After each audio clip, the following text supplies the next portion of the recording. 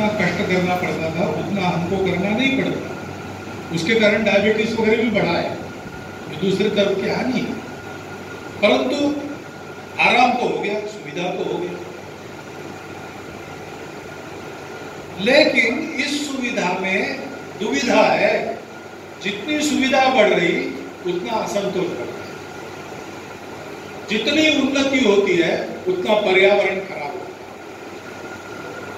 जितना वैभव बढ़ता है उतनी नीति समाप्त हो जाती, संस्कार समाप्त हो जाते। दोनों एक साथ कैसे करना है? तो दोनों एक साथ करना है तो पहली बात इस संबंध को समझना होगा। मेरी उन्नति और पर्यावरण की उन्नति अलग नहीं है। पर्यावरण की उन्नति होगी तो मेरी उन्नति टिकेगी, नहीं तो मेरी उन्नति मुझे विनाश की ओर ले जाएगी। वैभव मेरा तब तक रहेगा जब तक मेरे पास संस्कृति है, संस्कार है, नीति है।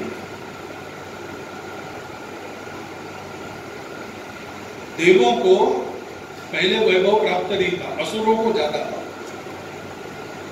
लेकिन अमृत मंथन, समुद्र मंथन होने के पश्चात जो सुरा यानी शराब नाम का रत्न निकला, उसको असुरों ने ग्रहण किया।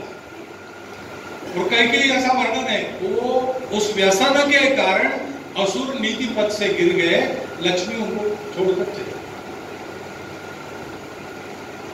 तो शक्ति तो चाहिए, लेकिन उसके साथ शील चाहिए, तो शक्ति उपकार की। दुनिया इसको नहीं जानती क्योंकि वो नीति जहां से आती है। अगर आत्मा नहीं है, परमात्मा नहीं है, तो नीति विधि क्या बात है? मैं तो फिर अलग ही हूं और मुझे ही जीना है, और कोई जिए ना जिए मुझे क्या करना। मैं गरीबों की चिंता करूं, इसका कारण क्या है? विज्ञान नहीं कहता। विज्ञान कहता है तुम जन्मे हो, तुम मरोगे, तुम्हारे साथ सब समाप्त हो। लेकिन अध्यात्म बताता है कि तुम जियोगे, अच्छा करोगे तो अगली बार और अच्छा जियोगे। बार बार आना है और एक बार इससे मुक्त हो जाना है। उसके लिए अच्छा रहना आवश्यक, उसके लिए सबकी चिंता करना आवश्यक। ये उनको पता नहीं, ये हमको पता हो गया। क्यों पता हो गया? क्योंकि एक तो हमको फुर्सत मिली, दूसरा हमको सुरक्षा। फुर्सत चाहिए। जिसको 2 जून की रोटी कमाने में समय कम पड़ता है, वो क्या भगवान का नाम लेगा? वो क्या आत्मा को खोजेगा? इन सबको लेकर जो भरपूर हो गया है, अब नहीं, अब ये बहुत हो गया, नहीं कुछ इसके आगे जाना चाहिए, ऐसा लगता है तो वैराग्य आता है। वैराग्य आता है तो भगवान।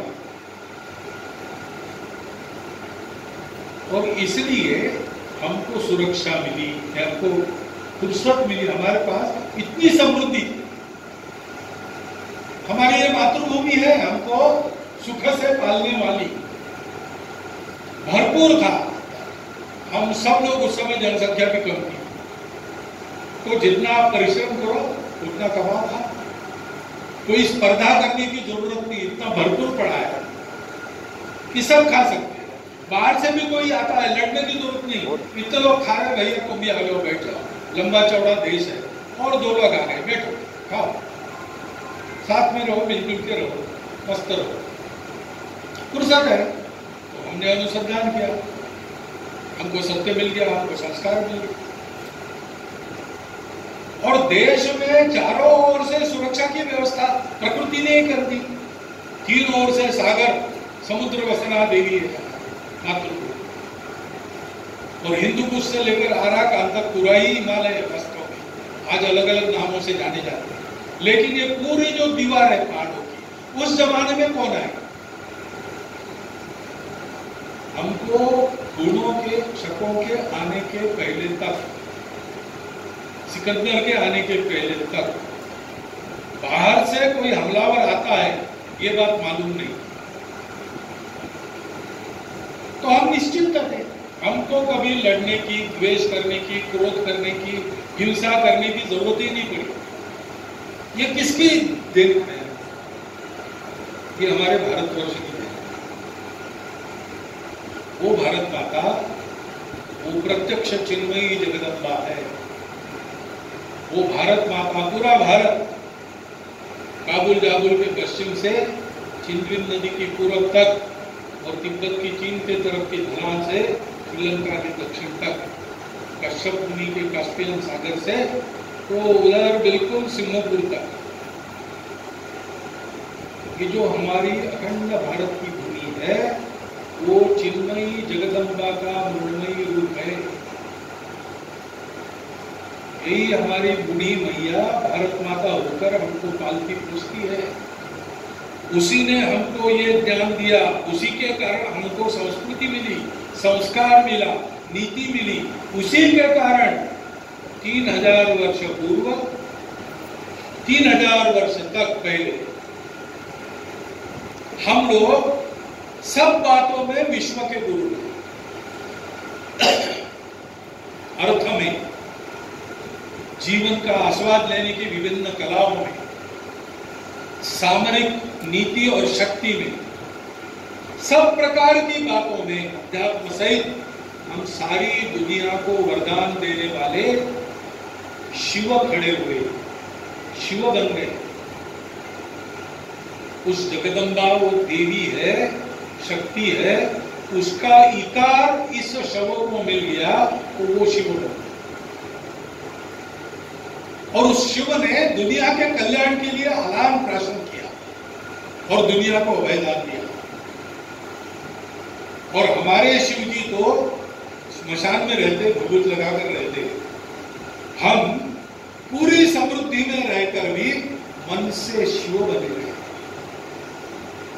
सारी संपत्ति हमारे पास थी, लेकिन हमारे मन में लालच चली, हमारे मन में देने की प्रवृत्ति। त्वदीय वस्तु गोविंदम तुभ्यमेव समर्पित, ऐसा हम कहें। हमारे पास इतना सारा ज्ञान था, लेकिन उसका अहंकार नहीं था, हमने पेटेंट नहीं किया। सारी दुनिया में गए, वहां आयुर्वेद का, गणित का, विज्ञान का, सभ्यता का ज्ञान भी।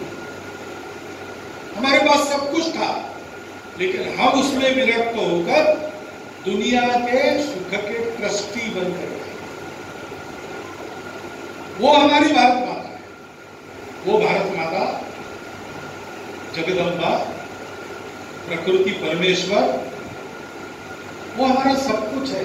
और हमारे लिए विश्वव्यापी जो ब्रह्म है उसका वही रूप, स्वरूप। इसलिए विवेकानंद जी ने कहा 50 वर्ष तक सब भूल जाओ, उसकी आराधना। हम हमारे देवी देवताओं की पूजा करते हैं, उसके माध्यम से उसी की पूजा करते हैं। तो देवी देवताओं की पूजा क्यों करते हैं? मन को शांति मिलती है। लेकिन आप देखो, आप मंदिर में जाते हो, आप पूजा प्रार्थना करते हो, आपके साथ आपका घर परिवार रहता है, उसको एक आदत लगती है। आपके बच्चों को पता चलता है कि कोई देखने वाला है।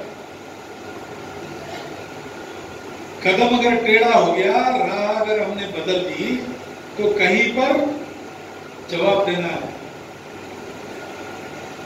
हमारे यहाँ सिनेमा के गानों में भी आता है, सजन रे झूठ बोलो तो बोलो, खुदा के पास जाओ। कहां से आए? भारत के बाहर कहीं नहीं है, हमारे यहाँ। हम जो करते हैं भरना पड़ता है, इसलिए अच्छा करो, अच्छा भरोगे, तुम अच्छे हो जाओगे, दुनिया को अच्छा करोगे। जीवन यही है, तुम आगे बढ़ो, मोक्ष प्राप्त करो, उसके लिए साधना करो। और आगे बढ़ते बढ़ते दुनिया को भी आगे बढ़ाओ, इसलिए उपकार, सेवा, परोपकार करो। एकांत में साधना और लोकांत में परोपकार, ये हमारा जीवन है। ये संदेश हम मंदिर में जाते हैं तो जाते हैं। मंदिरों में नित्य जाना, मंदिरों की चिंता करना, मठ मंदिर ठीक से चलते रहे, उनका वैभव बना रहे। कब हमारा वैभव बना रहेगा? हमारा संस्कार बना रहेगा। हम हिंदू रहेंगे, नहीं है ऐसे मंदिर तो क्या होगा? आजकल कई जगह हम लोग मंदिर नहीं संभालते, ठीक से नहीं संभालते, गड़बड़ करते हैं, सरकार आके मंदिर ले रही। सरकार को अपने संविधान से बंदी है। कोई भक्त है इसलिए मंदिर नहीं लिया उसने, उसको एक कर्तव्य इस नाते। काम से काम। भगवान की भक्ति ऐसे नहीं चलती, वो तो मन से होनी पड़ती है। अगर कमल पुष्प कम पड़ गए तो अपना सिर काटने के लिए भक्त उतारू हो जाता है, तब भगवान प्रसन्न होते हैं। ऐसे भक्तों ने चिंता करनी चाहिए, अपने मंदिर ठीक रहे, ठीक चले, चलते रहे। ऐसा हम करेंगे और ऐसी ही चिंता अपने भारत माता की करेंगे। पूरा अपना भारत देश भारत माता का मंदिर है। इस मंदिर में रहने वाले हम सब लोग भारत माता के पुत्र, हम इसके भक्त हैं। हमारी एक भक्तों की मंडली है। हम भक्त के नाते परस्पर प्रेम करें, भक्त के नाते एक दूसरे के हित को देखें और अगर प्रसंग आता है तो अपना हित बलिदान करके भी देश का हित सोचे, समाज का हित सोचे। ऐसा रहना पड़ता है, लेकिन ऐसा रहना है तो मन साफ चले।